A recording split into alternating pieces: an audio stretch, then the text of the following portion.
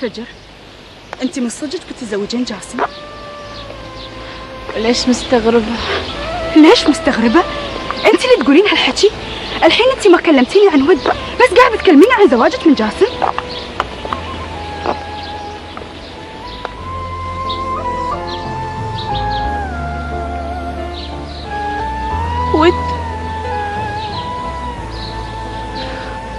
ود خلاص ماتت، والدنيا كلها ماتت معاها، حتى فجر. أتزوج جاسم ولا أموت، كلها نفس النتيجة. فجر، صاير فيك؟ شو اللي سواه فيك جاسم وخلاك توصلين لهالمرحلة؟ ود خلاص ماتت، والدنيا خلاص ما لها أهمية.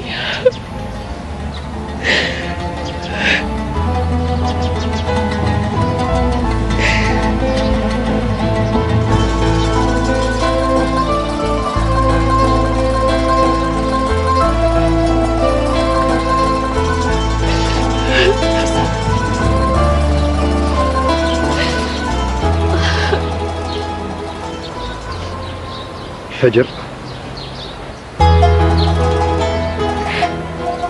حمد، بقى براسك.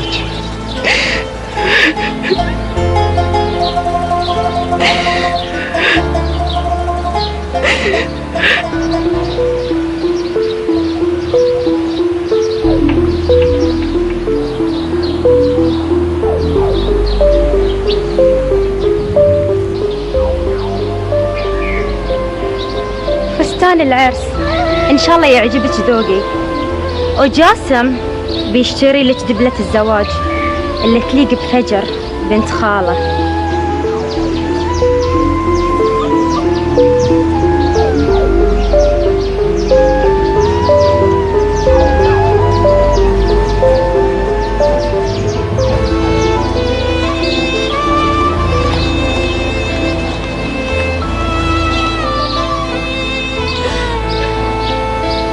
شو اللي مطلعك من غرفتك؟ قم بوديك واخذي الحبة عشان ترتاحي. يلا. أخوي لو سمحت. أنا إيمان بنت خالة فجر، كنت ببعثة دراسية للخارج وتوني رادة. وأنا حمد، محامي الشركة الاستثمارية اللي تشارك مشروع السياحي بدبي، وكنت خطيب فجر. أدري، الظاهر جاسم هو اللي خرب بينكم كل شيء، مو كذي؟ الغريب أنها بتتزوجها وأختها توها متوفية. لا، هذه مو فجر اللي أنا أعرفها. مو هذا الشيء اللي أنا مستغربت له، في شيء غريب قاعد يحصل بس أنا ماني عارفة شنو هو. عن إذنك ألحق طيارتي. وأنت بس كنت جاي تشوفها وتمشي؟ وجودي ما منه فايدة، وهي اختارت خلاص، وأنا ما أبي أضغط عليها. مبين عليك تحبها وايد. أتمنى لها السعادة بعد. عن إذنك. تفضل.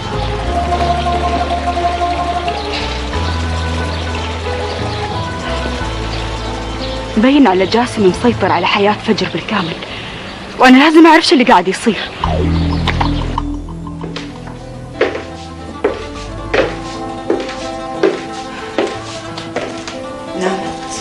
نامت. خلينا نخليها ترتاح عشان لا تنزعج. لا ما يخالف، أنت تفضلي، أنا بقعد معها شوي ما راح أزعجها.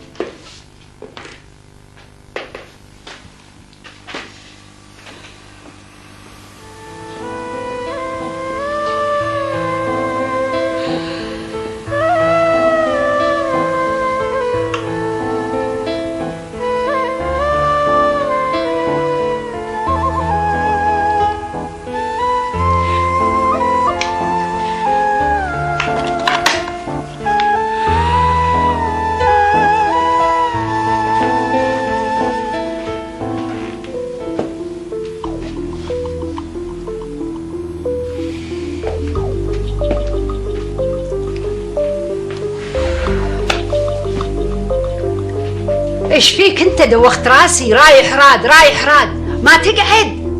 ايمان هذه بتظل بدفوق لين متى يعني؟ ايش فيك يا جاسم؟ تبي تمنع ايمان انها تباري بنت خالتها؟ هذه ماني مرتاح لها.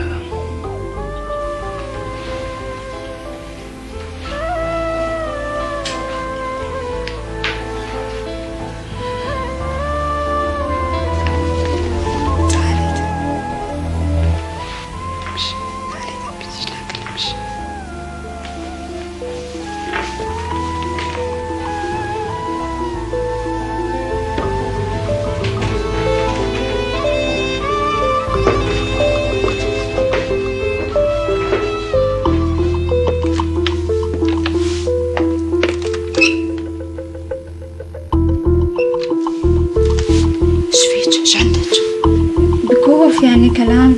خايفة ليش؟ قولي تحكي. جوال جاسم تليفون. جوال جاسم؟ وين لقيتي؟ إذا كلامك هذا صحيح أنا اللي بطلب إعادة التحقيق.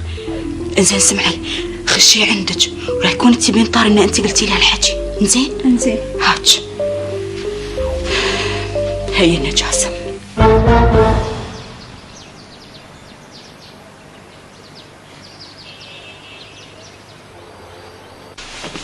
من صدق يا عبير؟ أنا شكو، أمي اللي تقول. فجر تتزوج جاسم؟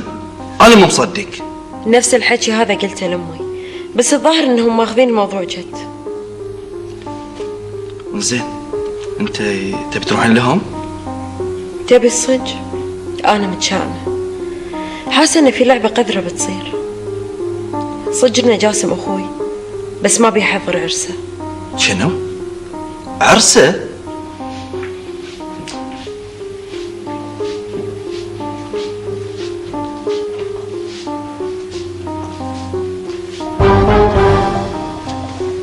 ايش فيك يا ايمان؟ سلامتك، ما فيني شيء. اقول مو كنا هذا جوال فجر؟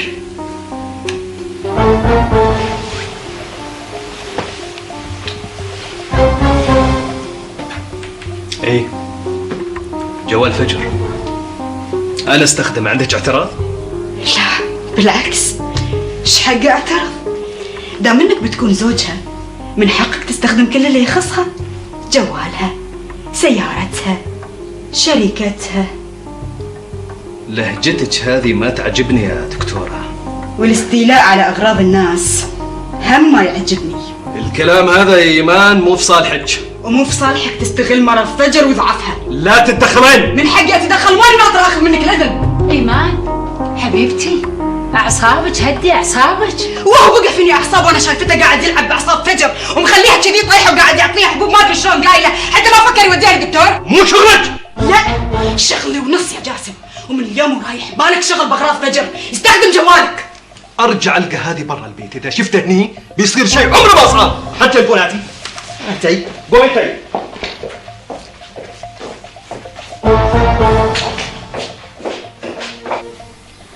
ليش يا حبيبتي يا ايمان كذي؟ ليش؟ ممكن اعرف نوع الحبوب اللي يعطيها جاسم حق فجر؟ اسألي سهام، هي اللي تعرف. ومنها نستفيد.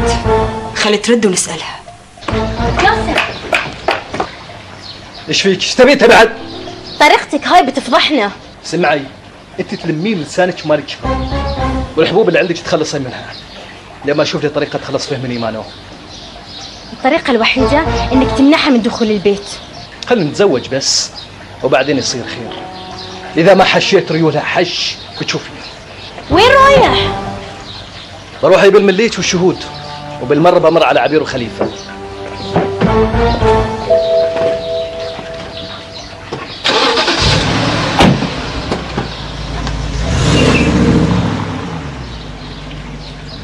والغريب في الموضوع ان جاسم مستعجل يبي يتمم كل شيء بسرعه. ما تلاحظ يا عمي انه هو يبي يكوش على كل شيء من زواجه من فجر؟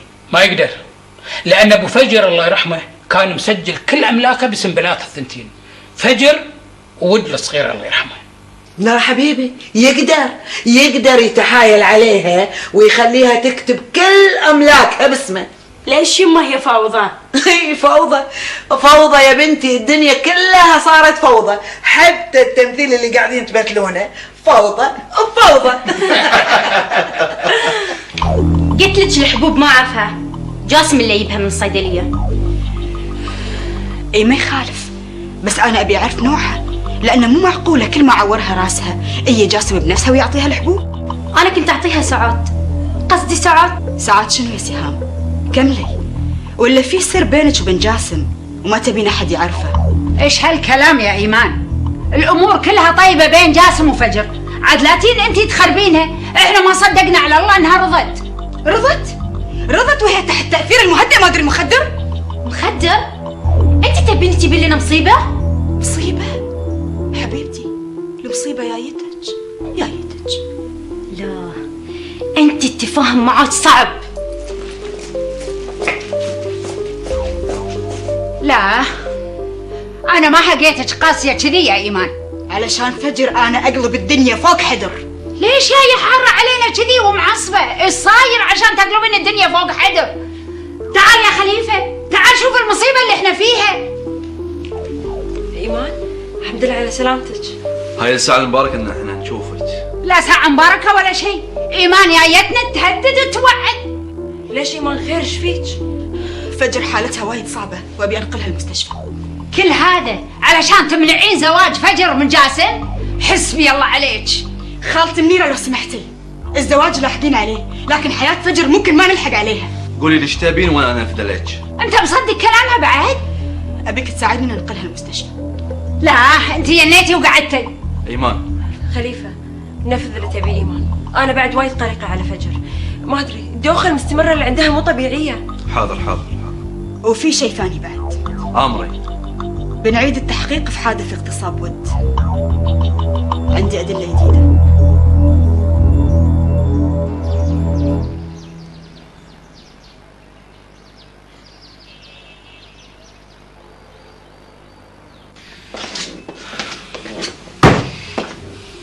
من وين طلعت لنا هذه؟ احنا ناقصين بعد؟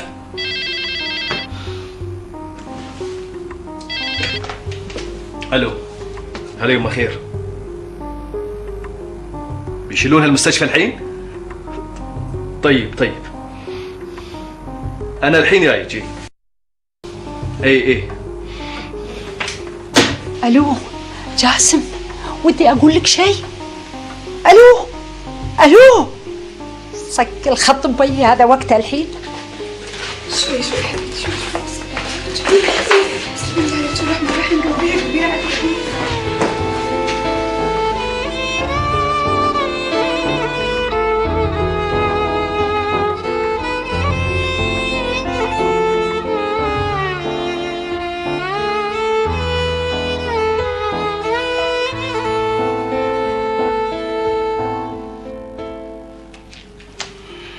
والعمل الحين؟ ما ادري. اسمعي، الحبوب اللي معاك تخلصي منها. بس ثمنها غالي يا جاسم. مالك شغل، تصرفي، خشيهم بلعيهم الهميهم، سوي اي شيء، بس اسمعي لا يكون تغلطين قدام احد عن هذا الموضوع، فاهمه ولا لا؟ وبعدين انا راح اكون لك ستر وغطاء. وين رايح؟ اروح المستشفى. ايش فيك انت؟ نسيتي؟ وبعد لازم اتصرف بشكل طبيعي، هذه خطيبتي وراح تكون زوجتي، بمر على الوالد وباخذها معي. جاسم لا تروح احسن، اخاف يبين عليك شيء وننفضح. ايش قالوا لك؟ غبي انا مثلك؟ شو يبين علي؟ راح اكون طبيعي. اجي ننام بس مثل ما وصيتك، مفهوم؟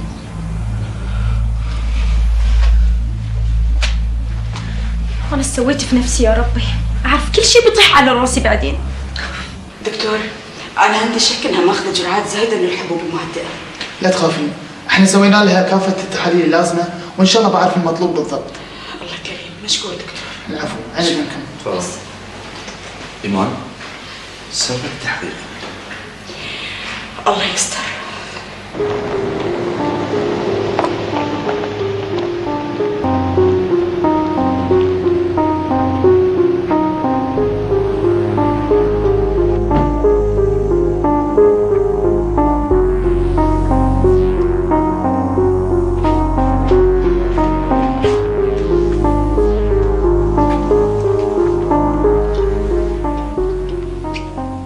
شلون يعني؟ بتعيد التحقيق في حادثة ود؟ تدري يا جاسم اني انا خايفة؟ تعرف اذا فجر درت بالحقيقة شو بتسوي فينا؟ اكيد ما هي رحمتنا. لا تخافين يا يمه، اصلا فجر ما عندها شيء تقوله. الا قول لي تلفونك مضيعة انت؟ ما ادري يا يمه، ما ركزت، بس انا فعلا مضيعة يعني، ما ادري وين طاح مني، احتمال في غرفتي في الفندق. انت للحين ما قفلت حساب الفندق؟ شو اسوي بعد يا يمه؟ كل شيء صار ورا بعض، الواحد ما بدا يفكر. عموما اذا انتهينا من الزوبعة هذا على خير ان شاء الله، كل شيء بيصير مثل ما تبين. لا يكون تغلط يا جاسم، ترى انا وياك بنضيع، بنروح فيها. تطمني يا يمه، لا تخافين. يلا امشي معي المستشفى.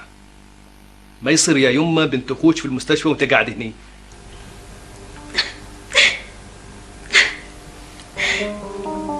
كنت خايفة عليها من موت اختها، وجاسم اقنعني اني اشتري الحبوب من رفيجتكم لما شاف حالتها تحسنت.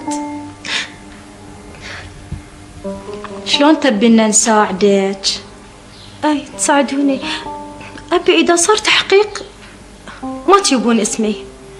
حبيبتي احنا ما نعرف شيء عن الموضوع غير انك طلبت رقم صديقاتنا. كذي تعترفين على رفيجتنا واحنا ما بنرحمك. مو بهي اللي تبيع الحبوب؟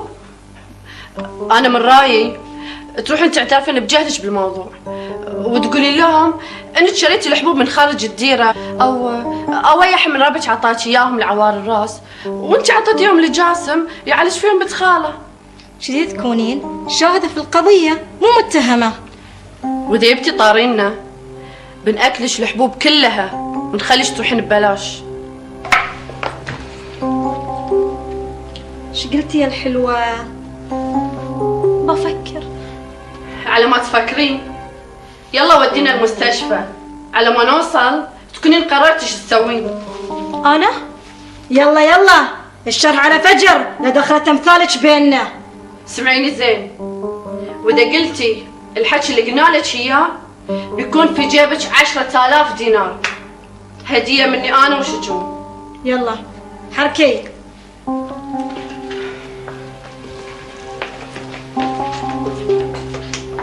أرجوك يا إيمان، الكلام عن جاسم ما بيعبير تسمعنا. أنت عارفة حالتها النفسية، خصوصا لما تعرف أن أخوها مغتصب ود. تطمن، عبير ما لها ذنب. ذنبها الوحيد إنه هو أخوها.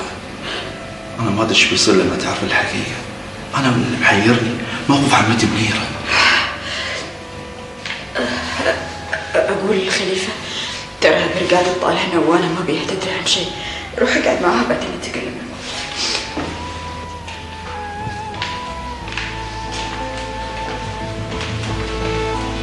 ايش فيك حبيبتي؟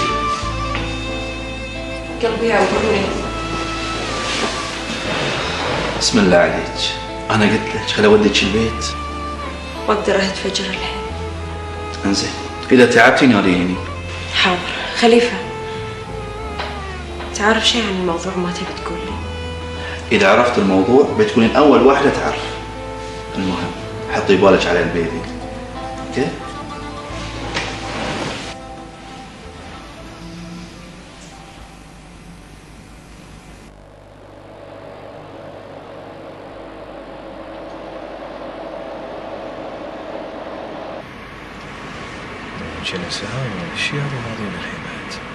ايش تقول يما؟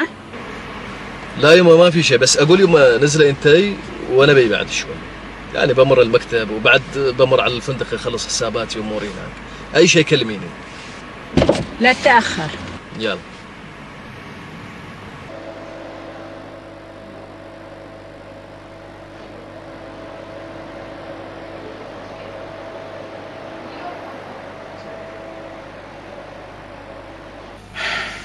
في دمها نسبة كبيرة من المخدرات. يعني في شبهة جنائية بالموضوع؟ ممكن يكون نوع من الجهالة في أخذ العلاج إذا كان الموضوع مو مقصود. دكتور شو اللي نقدر نسويه الحين؟ لابد من علاجها من الإدمان، لأن في دمها نسبة كبيرة من المخدرات. على الرغم من المدة البسيطة يا دكتور. الإدمان خصوصا للي ياخذون هالنوع من الحبوب ما في مدة بسيطة، يكفي القرص الأول والثاني. إذا قعدت الحين من النوم وطلبت الحبة المهدئة مثل ما كانوا يوهمونها، شو نسوي؟ لا تحاتون، انا اخذت الاجراءات كلها وفورا راح انقلها لقسم العلاج من الادمان.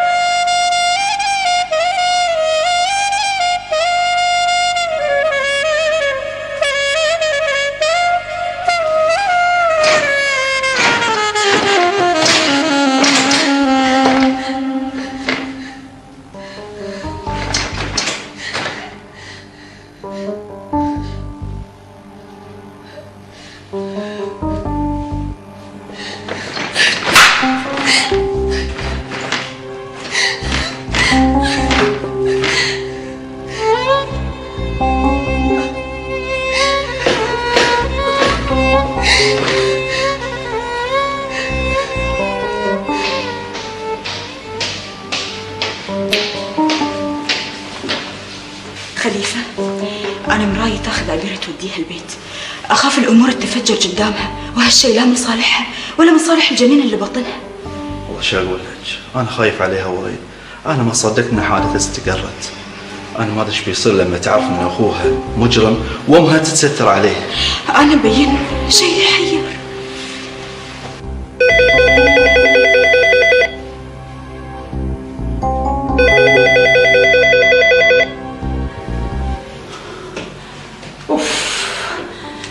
هذا وقت عاد ما ترد يا جاسم. فيي ما ادري ايش اسوي في عمري.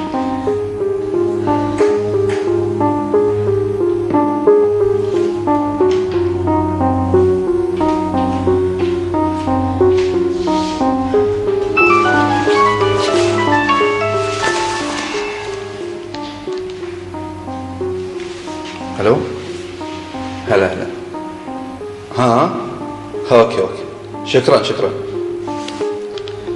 بالفعل النقال حق جاسم. شفت شلون؟ مو قلت لك؟ الظاهر طاح منه وقت الحادث وما حس فيه. انا ما ادري شلون عمتي تستر على هالمجرم.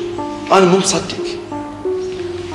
ايمان واللي يرحم والديك، عبير ما بيها تدري بشيء. لا توصي حريص، انا كل همي الحين شلون ابلغ فجر بالموضوع بعدين.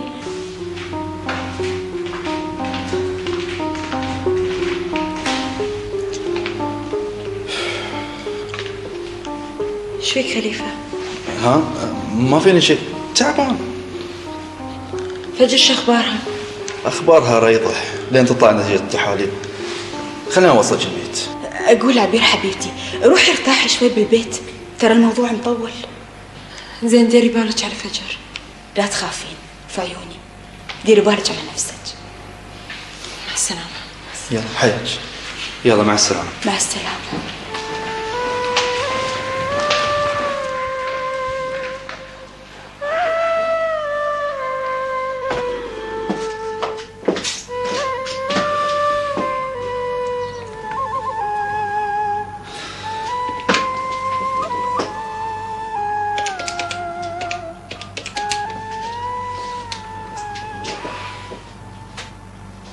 هلا يمه، انت وينك فيه؟ ليش ما كلمتيني؟ انا توني داخل المكتب. شو اخبار فجر؟ ما شفتها. ايه ما ادري ايش اقول لك يا جاسم. عرفوا الحقيقة، عرفوا انك انت اللي معتدي على ودن.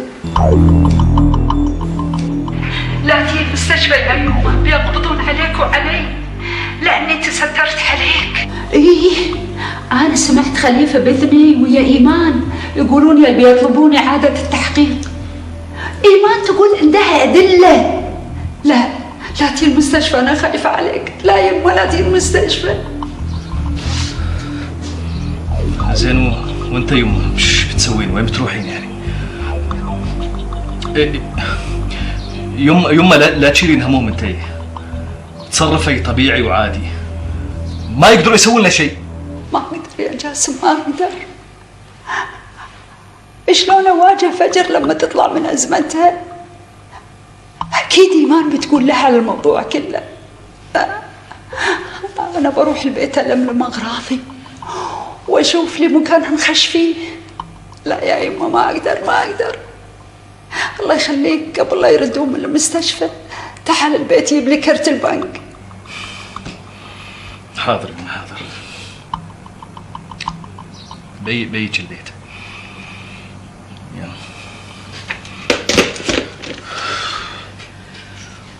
حمدي ربك يا اخت سهام انك ما صرتي مدمنه، بس قولي لي انت اخذتي قرص؟ لا دكتور، أنا كنت مسافرة وصابني صداع هناك، واصدقائي قالوا لي إن خذي هاي الحبة بتهديك، والحمد لله إني ما خذيتها. عدل كلامك يا سهام، لأن الحبوب هذه من أخطر أنواع الحبوب المخدرة، وما تدرين شو تسوي، الواحد فينا اللي ياخذها من أول حبة يصير مدمن، والحقيقة التحاليل الأولية خلتنا نخمن نوع المخدر. بقى معك شيء من هالحبوب؟ لا، سلمتها كلها حق الدكتور لما عرفت خطورتها. الله يلعن أصحاب السوء. زينك ما أخذتي منها. عموما يا اختي إيمان، إذا أنت حابة تعرضين الموضوع ونحاول للتحقيق ترى ما عندي مانع. لكن إنسانيا أنا شفنا الأخت ما غلطت، بالعكس هي تطوعت وما تعمدت إنها تخلي فجر تاخذ الحبوب. لا دكتور، أنا ما أعطيتها، جاسم هو اللي أعطاها. جاسم؟ منو جاسم؟ جاسم خطيب فجر ولد عمتها. أشك إنه كان يبي يضرها، لكن استخدام الحبوب ما خلى يعرف مدى ضررها وخطورتها. والموضوع الحين راجع لكم، إذا حابين تحولون الموضوع للتحقيق ولا لا. خلي رد خليفة وإن شاء الله يصير خير. عموما الواحد لازم ما يستخدم المسكنات والمهدئات من غير ما يعرف مدى فائدتها من ضررها. عن إذنكم. تفضل. فلت بتصرفك هذا يا سهام. طبعا شفتي نفسك بتنكشفين قلتي خلي أقول الحقيقة. أنا؟ لا أنا. سمعيني عدل، ما أبي أشوفك هني مرة ثانية لو سمحتي، لا يكون تروحين الشركة، لأن إن شاء الله فجر عقب ما الله يشافيها ما تحب تشوف رقعة وجهك هناك. أنا ما أشتغل عندك ولا آخذ أوامر منك.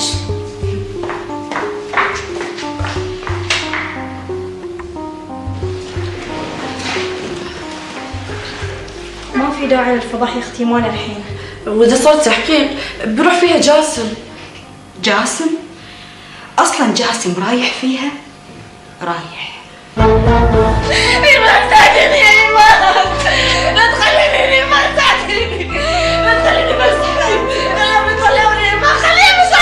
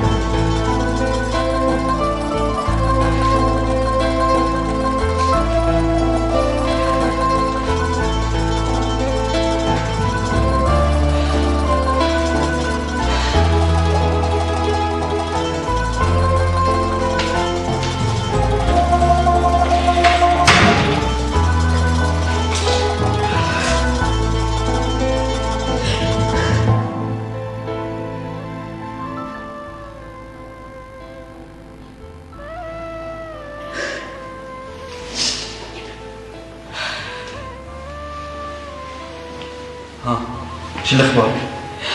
مع الأسف حالتها لا تسر لعدو الحبيب.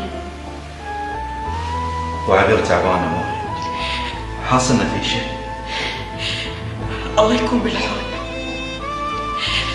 المشكلة خليفة إن احنا أهل وأنا ماني قادرة أسوي أي شيء. سمعوا يا إيمان، أنا وأنتي ندري بالسالفة، وكل الدلالات تشير لجاسم، الجوال وشهادة الخدامة وخوف عمتي. يعني الموضوع حساس. زين، ايش بنسوي؟ أنا من رأيي ننتظر شوي لين ما تشفى فجر ونشوف، هي اللي تقرر. أنا أشوف إنك تعبانة وايد، خليني أوصلك البيت. لا، أنا بروح حق جاسم بسألها ليش.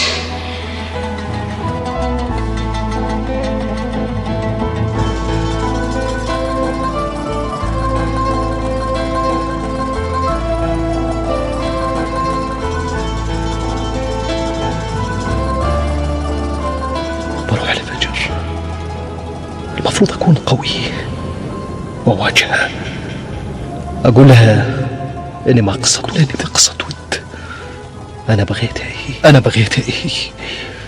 إيه، أنا لازم أروح لها، لازم.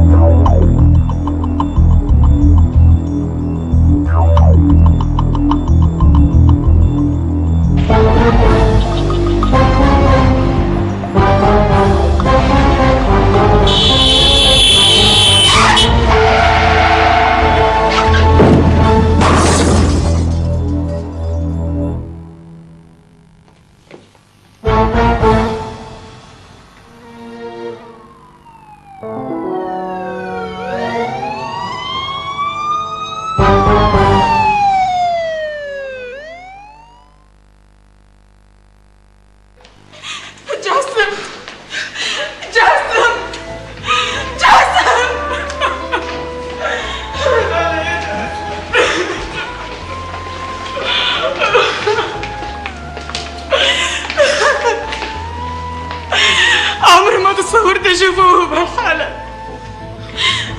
انا ما ادري شلون ابلغ عمتي. عادل شو اقول لها؟ الله يعينك يا خليفة، الله يعينك. عمري ما تصورت اني مرت من سفرتي واشوف كل هذا قدامي. ليش تبي ليش؟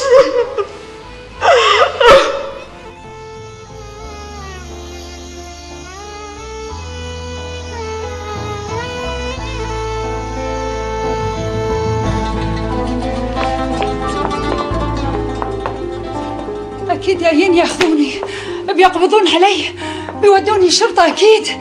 كذي يا جاسم تفتن على أمك، فتنت علي يا جاسم. وين أروح؟ وين أولي الحين؟ وين أروح؟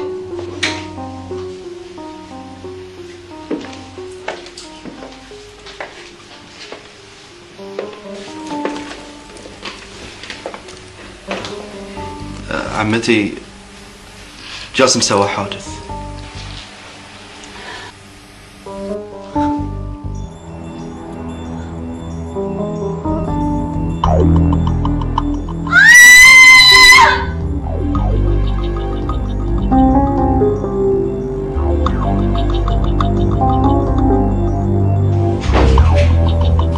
عمتي جاسم سوى حادث.